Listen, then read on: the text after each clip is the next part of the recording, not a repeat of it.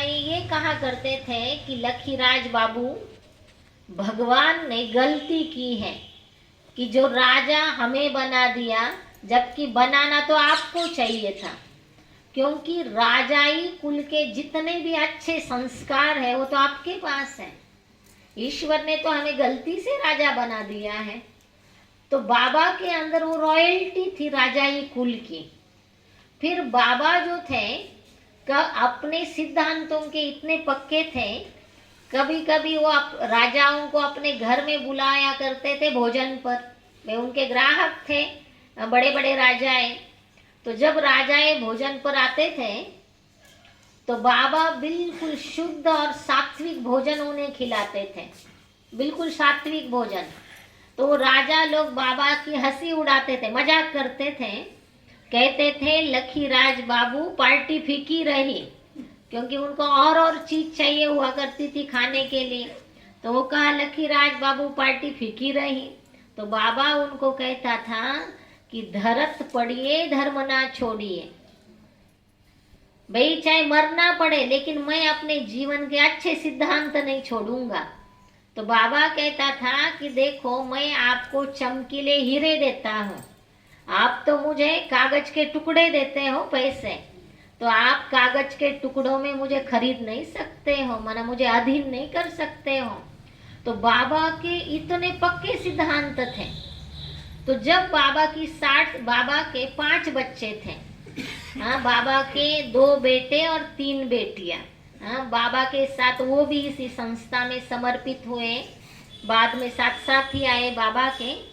तो बाबा के परिवार में किसी भी प्रकार की कमी नहीं थी, धन की बाबा को कमी नहीं थी, हीरों के व्यापारी थे, प्रसिद्धि की कमी नहीं थी, सम्मान की कमी नहीं थी।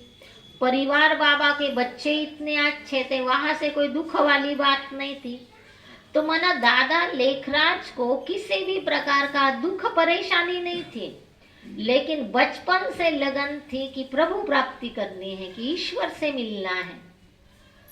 तो जब बाबा की आयु 60 साल की हुई तो बाबा ईश्वर को उल्हाने देने लगे कि परमात्मा जीवन भर मैंने सब कुछ किया लेकिन फिर भी तू नहीं मिल पाया। तो ये बाबा और इनकी धर्म पत्नी थी, उनका नाम जसोदा था। तो वो दोनों आपस में ये सोच रहे थे कि अभी अपन वानप्रस्थ ले ले, 60 साल की आयु हो गई, अब घर का त्याग कर ले, घर से चले जाए।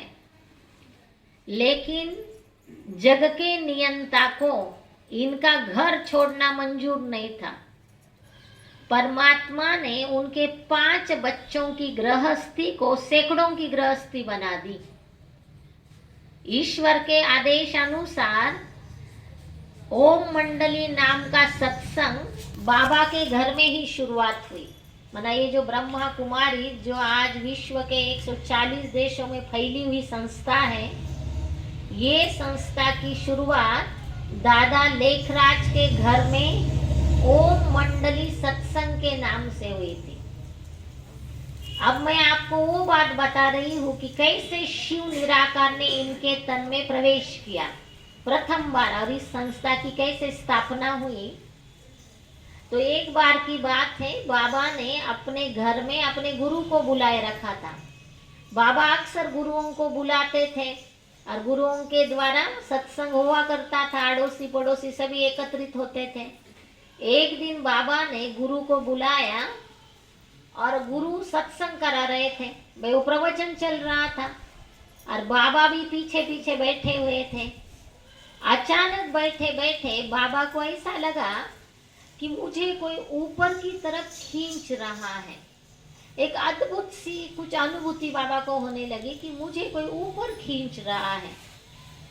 तो बाबा थोड़ी देर के बाद उस सत्संग से खड़े हो गए और खड़े होके जैसे बाबा के घर में ही सत्संग चल रहा था, अंदर कमरे में जाके बैठ गए।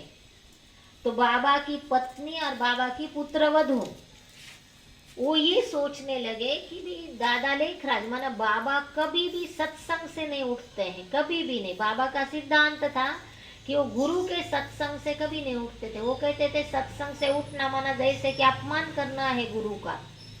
तो बाबा कभी नहीं उठते थे सत्संग से, और उस दिन अचानक उठ के खड़े हो गए और कमरे में गए तो बाबा की पत्नी और पुत्रवधू थोड़ी देर के बाद उनके पीछे गए।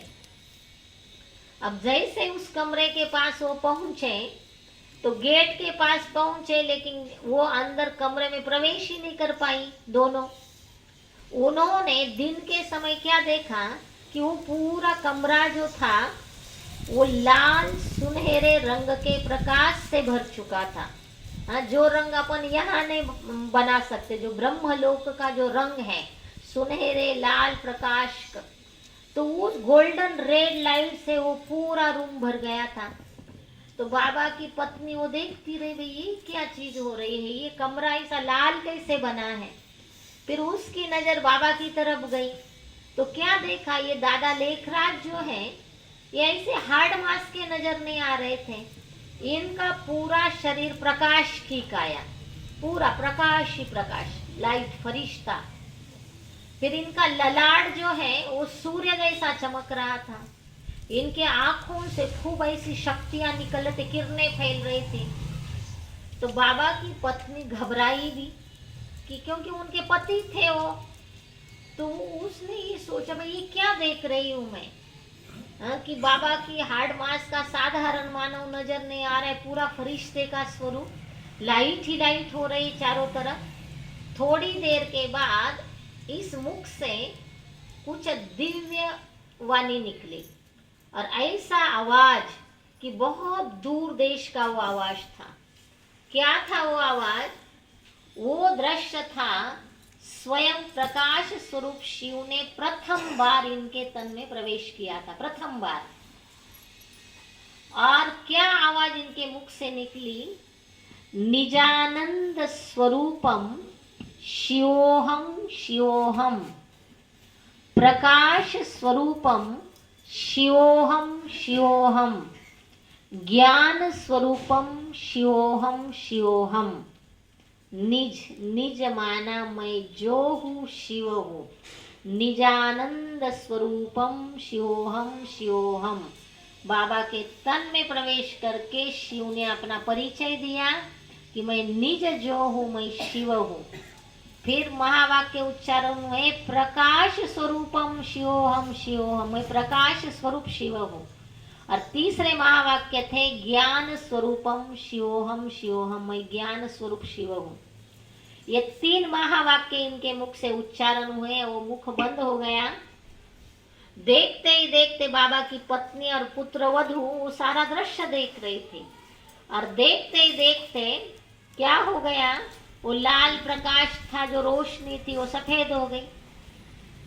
बाबा हार्ड मास का नजर आने लगा, वो परम शक्ति प्रस्थान कर गई। बाबा का ललाट चमकना बंद, आंखों की चमक बंद हो गई, शरीर साधारण दिखने लगा, वापस बाबा दिखने लगे। तो बाबा की पत्नी भागते हुए इनके पास गई और कहने लगी, मैंने ये क्या देखा, मैंने ये क्या देखा। तो ये व्यक्ति केवल दो शब्द बोलते थे कि कोई लाइट थी, कोई माइट थी, कोई प्रकाश था, कोई शक्ति थी, बस। बाबा केवल दो ही शब्द बोलते थे, क्योंकि उस निराकार ईश्वर ने इनको कुछ अद्भुत सी अनुभूति कराई थी। तो ये बाबा तीसरा शब्द ही नहीं बोलते थे। कोई लाइट थी, कोई माइट थी, कोई प्रकाश था, कोई शक्ति थी। तो बाबा को क्या लगा कि मेरे घर में गुरुजी आए हुए, सत्संग चल रहा है और मेरे गुरु की कृपा हो गई मेरे ऊपर, और शायद मेरे गुरु ने मुझे ये अनुभव कराया। तो बाबा खड़े हो गए, सत्संग चल रहा था, गुरु के चरणों में जाके लेट गए। कहा, गुरुजी आपने मुझे ये क्या अनुभव कराया। तो गुरुजी खुद ही अनजान थे, उनको नहीं पता इनको अंदर जाके क्या अनुभव हुआ है।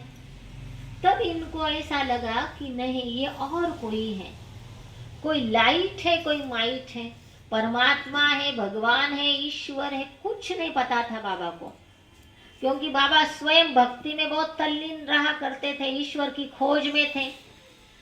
तो वो दिन था इस व्यक्ति के जीवन परिवर्तन का। ये बाबा इतने एकांतवासी हो गए, बाबा पहाड़ पे जाके बैठने लगे कि वो लाइट कौन है, वो माइट कौन है। तो बाबा की पत्नी को पता तो था इनके साथ कुछ हो रहा है, कोई शक्ति इनसे कुछ इनको प्रेरणा दे रही है। तो बाबा पहाड़ों में जाके अकेला अकेला चिंतन करता था